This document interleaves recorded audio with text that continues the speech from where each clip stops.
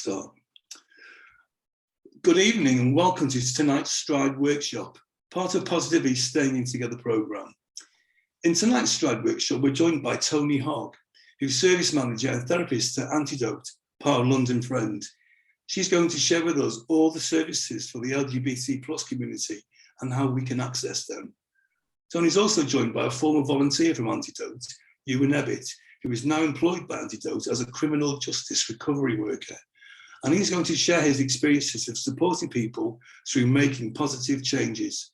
We're going to learn how you can gain experience through volunteering and support this invaluable project in our community.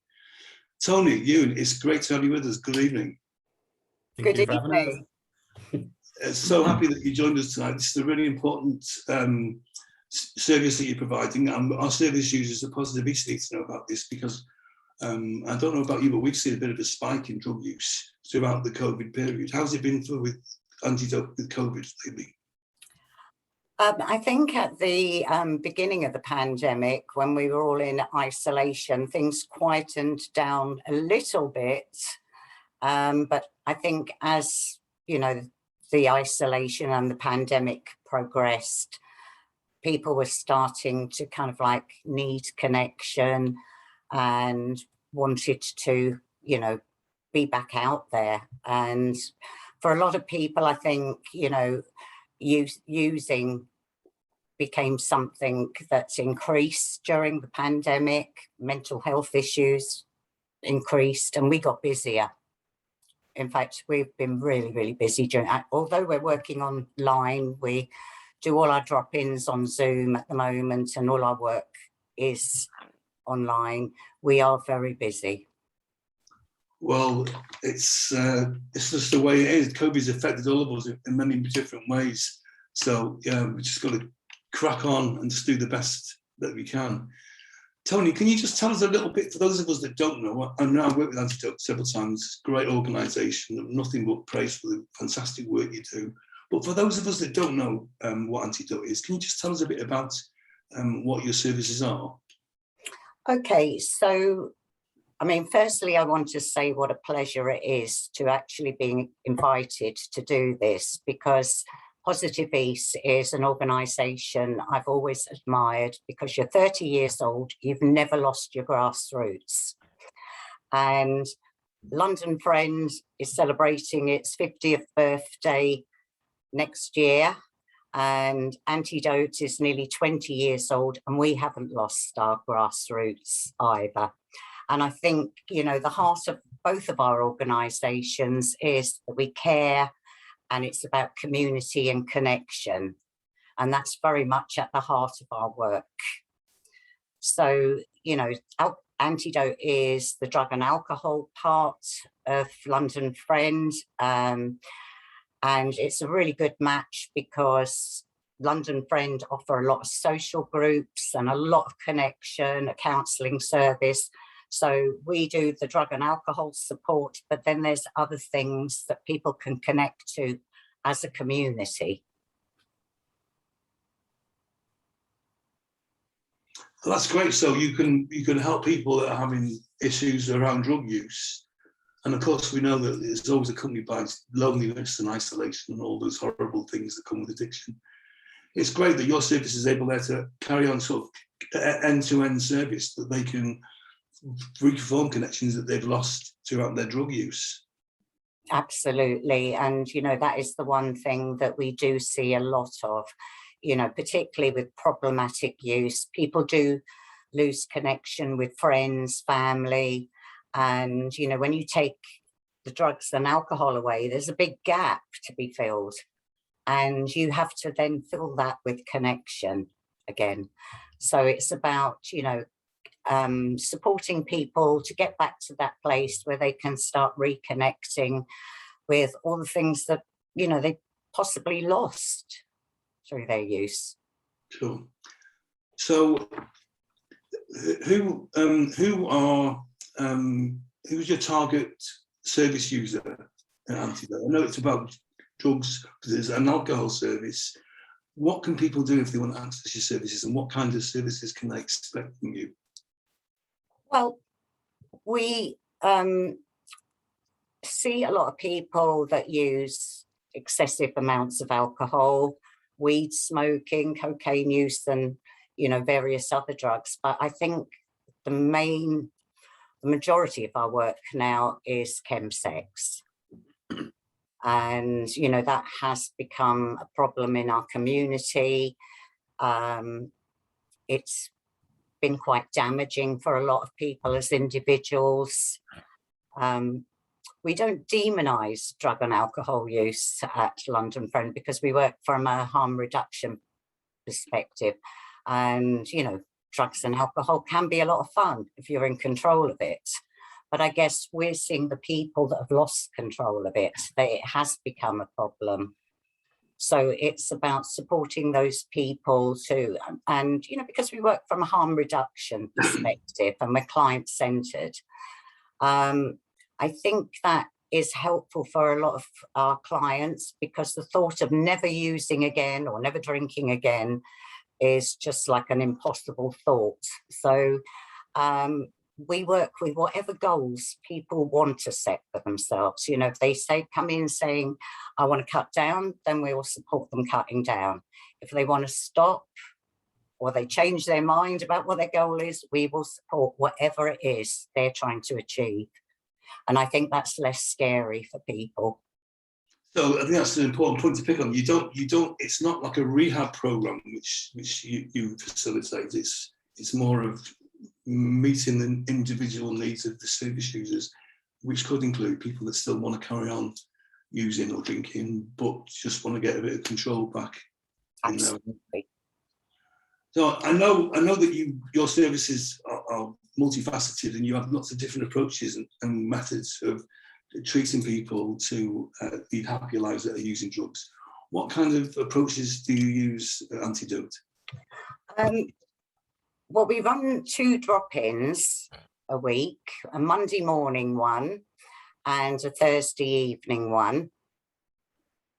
We try to make our services as accessible to people as possible.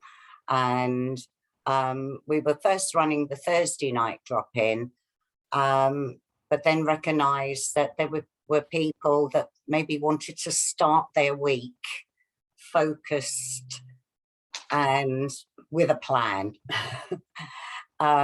We also used to get a lot of phone calls on a Monday from people that were on come downs, crying down the phone saying, I need help. So we've always been one, to kind of like look at what the needs are. What do we need to put in to support people now? So we came up with, the Monday morning drop-in.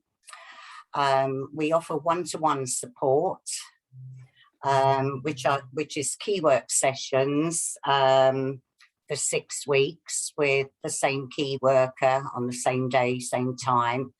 And the key worker will obviously help them identify their goals, support them to achieve that, look at what didn't work, what does work, and, how to move forward. What are the underlying issues? What's getting in the way? So all of those things will be kind of like looked at in the one-to-one sessions. We're very hot on group work as well, because we recognise that being with your peers and talking is quite powerful. For some people, they may be talking about things for the first time. And, it's so good to hear other people in a group saying, oh, I thought I was the only one that felt that, or I was the only one who experienced that. So we do recognise that, groups are a very powerful way of working as well. So there's a number of groups that we run at Antidote. Do you want me to tell you about them? Or Please, yes, please. Okay, so we run a group called ChemCheck. We run that about 3 times a year. That runs for 6 weeks, and it's more about the beginning stages of making changes. So some of those people in the group may still be using, and it's looking at dealing with cravings, triggers, relapse prevention, and looking at some of the underlying issues of why people are using and having those discussions. When we were working face to face, we were running a group called SWAP, which is Structured Weekend Antidote Program. Or as I like to say, swap your drug fucked weekend for a bit of structured work. That's much more of a therapeutic program, where we come together for 4 consecutive weekends, which is all day Saturday, all day Sunday for 4 weekends. So we create a bit of a community feel. And, you know, during those weekends, we will do more in-depth work. We do process groups, and we look at all the kind of like things that are important to people trying to come to terms with their drug use. You know, we kind of like look at things like, you know, the obvious things like, you know, relapse prevention and things like that. But we also look at, you know, stress management, self-esteem, being your authentic self, having healthy relationships, intimacy, and the struggle with our community sometimes with intimacy. And we look at shame, toxic masculinity, and of course we look at sex, because Antidote is very sex positive, and we're very open, non-judgmental, and we do talk about sex. And people often, you know, when they ask me, you know, what I do, I say, well, mostly I'm talking about drugs and sex all day.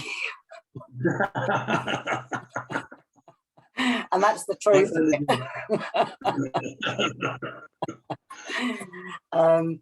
And, you know, we also have Sunday sessions, which run twice a month, where, you know, the guys can get together and just have conversations with each other about these things. You know, we loosely put in topics, and, you know, people are able to talk about those things I just mentioned and socialize a little bit.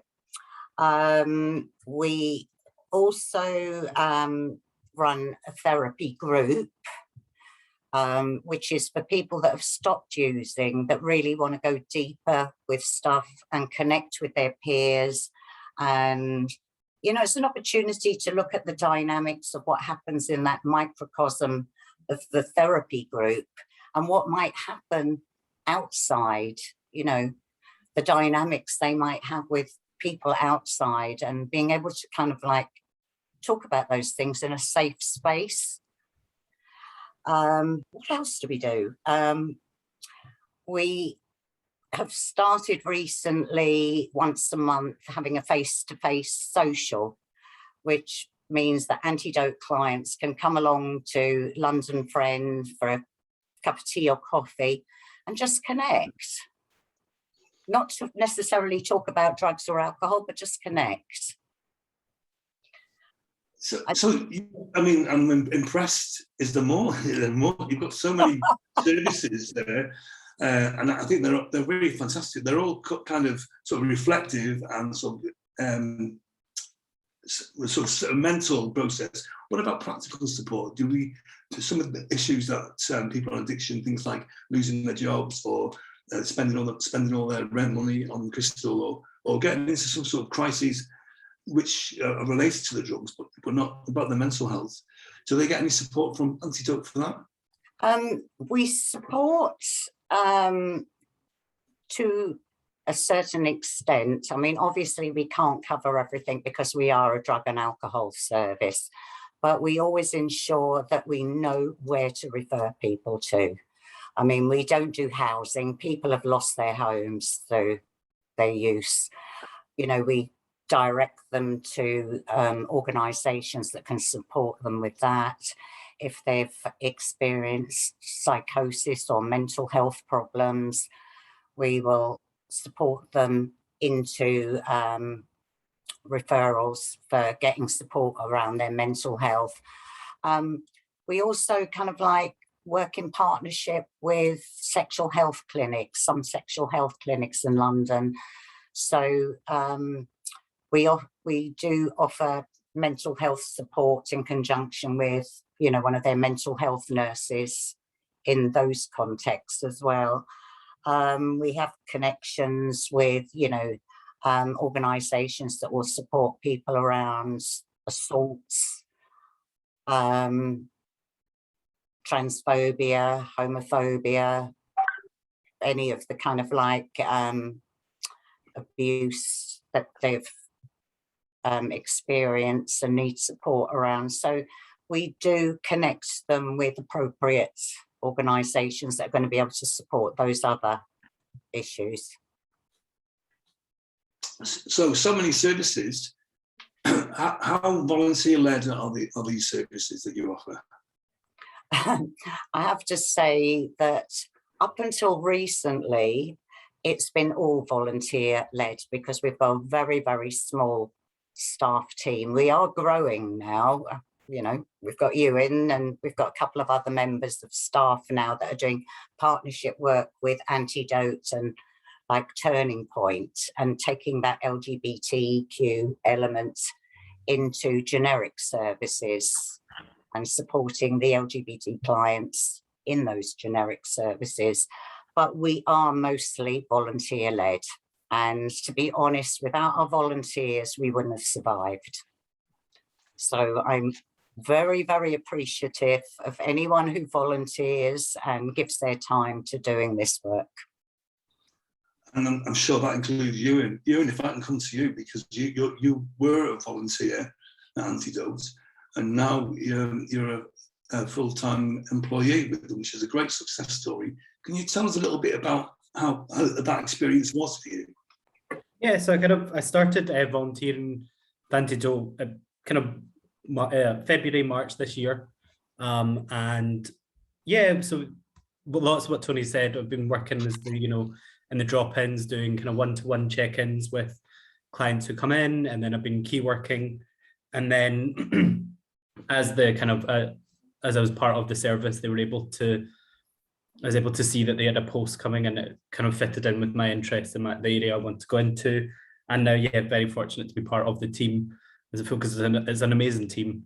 And as Tony said, it's mostly volunteers, but the community that it's got there is just one of the parts that I love being part of now, and kind of being involved in permanently, and that kind of bit more, yeah.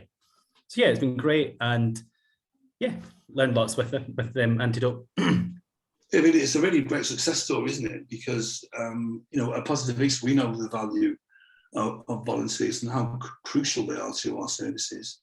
And for you to go through that process of just going to volunteer to be, it's a real beautiful success story. So, I hope you're proud of yourself, because I think it's really refreshing to hear. But can I ask you, what made you decide to go into volunteering? And what was it about Antidote that drew you? So I did my research and dissertation at university on chemsex and male sex work, and Antidote was one of I think most of the research I was looking at was from Antidote, Monty, and so I kind of saw that and thought, it's an area I want to go into. I think we'd be more connected within the community, and yeah, and then kind of started volunteering with Matrix, which is one of the other services that London Friend provide, and then started volunteering with Antidote this year. How's it going? Yeah, it's been amazing. Again, as I say, the community, the people that you volunteer with there's such a wide range of people there as well. You've got some ex-service users that have not used the service for 12 months, but and abstained from chemsex and other drugs, and so you've got this great pool of knowledge that you can just use. And we have handover at the end of the drop-ins, and you've got people that are able to help you with any issue. People will check in with you and always kind of make sure if it's been a difficult session or a difficult client you've had, they'll check in and leave, and some people will email you the next day. And they're just, yeah, it's a great team. And you've got people that are, you know, we've got a doctor, so there's so many in a university lecturer as well. So they're all just great knowledge. And yeah, and we met for the first time pretty much all in person. We did a training, and it just kind of felt really like, you know, even though I've only met everyone on Zoom, felt kind of like comfortable with these people that I've only really seen from up here, Europe. Oh, well, it sounds like you found your niche, so good luck with it. I hope this is fabulous, as we're all hoping for you. So just come back to you again, Ewan. You are a criminal justice recovery worker, so that sounds quite like a specialist role. Do you want to tell us a bit about that? Yes, I've only just kind of recently started, so I'm still in training stages, but I'm based in Turning Point in Hackney. So anyone who, you know, is maybe on a license from probation, there's kind of different ways that different pathways people can come in, and if they're sorry, lost my train of thought. They've come, yeah, so maybe they've tested positive when they were arrested, and then they'll come and they'll access the support. Other than the kind of probation, sometimes I'm based in Stoke Newington Police Station as well, so I kind of go in and I'm there to kind of support as well. It's kind of similar support that I would do, the kind of key working, you know, look at their goals and try and help them work towards that, whatever that may be. And it's similar, it's not an abstinence service, so we work with what their goal is. Tony, if I can come back to you, I know it's not just a job for you, it's a vocation, and you've got an affinity with the services that you provide. I know that you want to tell us a little bit about sort of how you came to be where you are with Antidote. Do you want to share with us your story?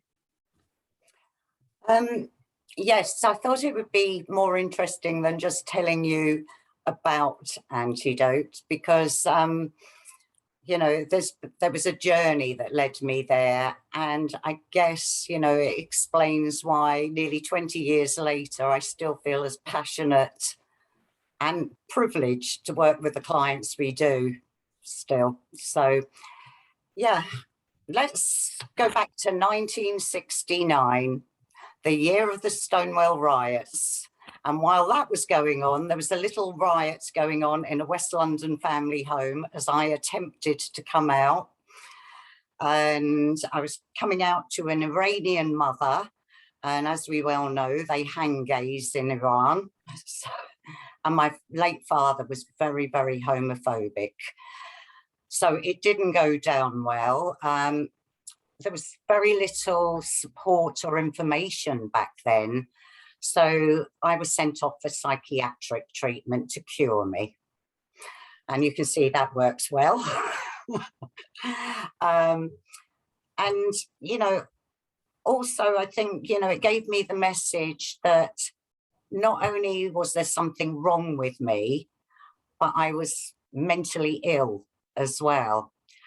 And, you know, back in those times, everything was so binary. You were either gay or straight. There was no bisexual then, or you were male or female. I mean, I did have gender identity issues as well, but I kind of like learnt quite quickly to shut that down. And I didn't come out as non-binary till many years later. But I kind of like had drug and alcohol issues for most of my life. I was fully functioning. I had a child in my teens. I had a baby lesbian to bring up. Yes, the gay gene did not escape her. So, you know, I kind of like was fully functioning, but, you know, drugs and alcohol were always an issue for me.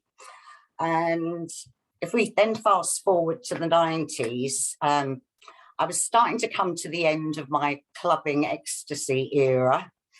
And I kind of like then met Buddhism. Now, I've always been the kind of person that I can't live in a world where there isn't purpose or meaning.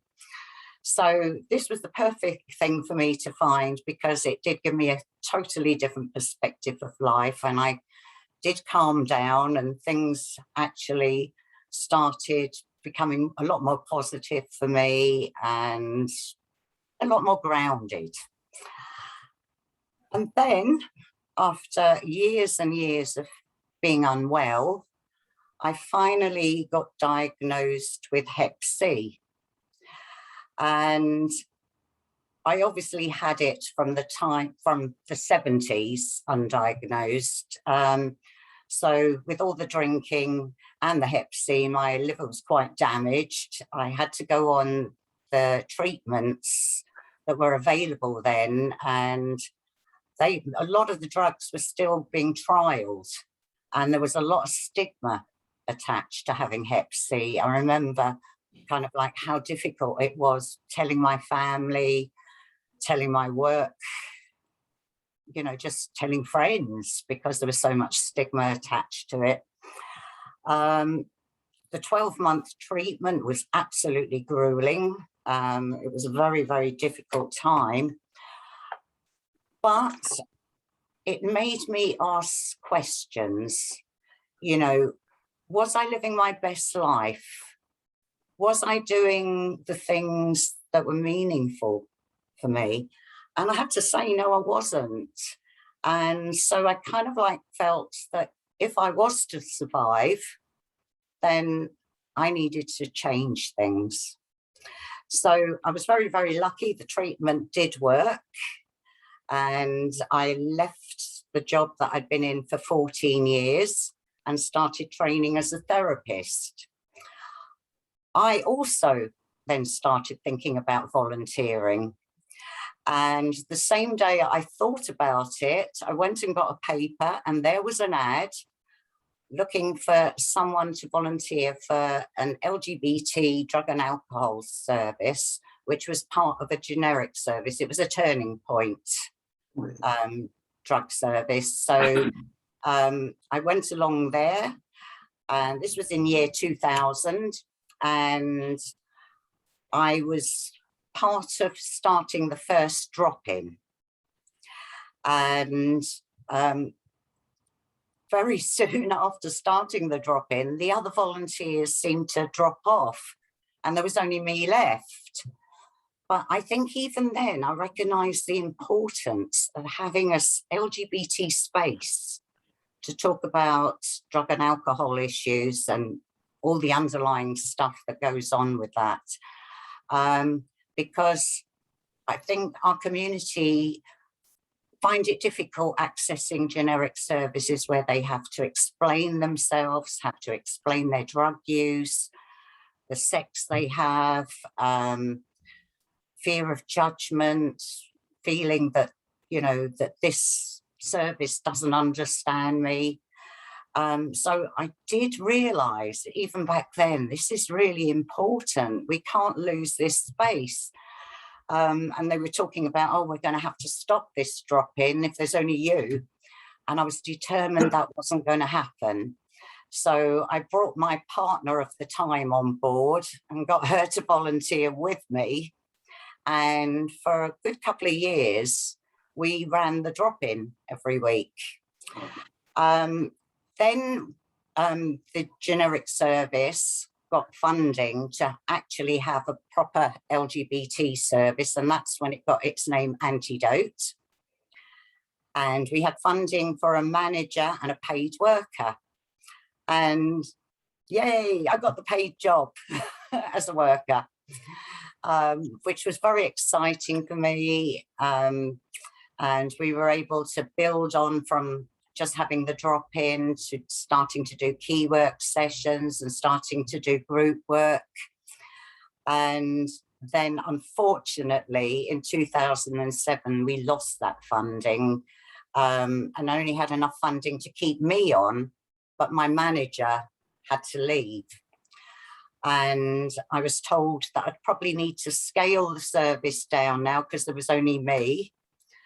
And I kind of like thought to myself, you know, it's taken us years to build up this service and it's really important in our community. And I thought, scale it down? Hell no. So I ramped it up.